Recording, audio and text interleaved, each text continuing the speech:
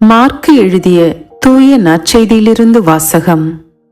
அக்காலத்தில் மறைநூல் அறிஞருள் ஒருவர் இயேசுவை அணுகி வந்து, அனைத்திலும் முதன்மையான கட்டளை எது என்று கேட்டார்.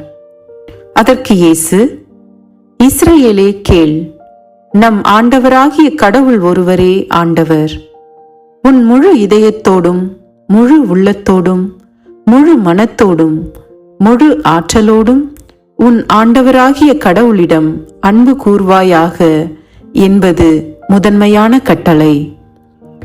உன் மீது நீ அன்பு கூர்வது போல் உனக்கு அடுத்திருப்பவர் மீதும் அன்பு கூர்வாயாக என்பது இரண்டாவது கட்டளை.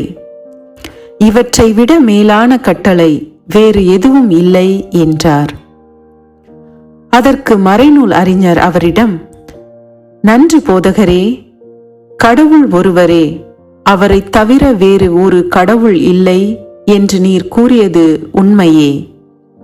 அவரிடம் முழு இதயத்தோடும் முழு அறிவோடும் முழு ஆற்றலோடும் அன்பு செலுத்துவதும், தன்னிடம் அன்பு கொள்வது போல் அடுத்திருப்பவரிடம் அன்பு செலுத்துவதும் எரி பலிகளையும் வேறு பலிகளையும் விட மேலானது என்று கூறினார். அவர் அறிவுத்திறனோடு பதிலளித்ததைக் கண்ட இயேசு அவரிடம், நீர் இறையாட்சி நின்று தொலையில் இல்லை என்றார். அதன் பின் எவரும் அவரிடம் எதையும் கேட்க துணியவில்லை.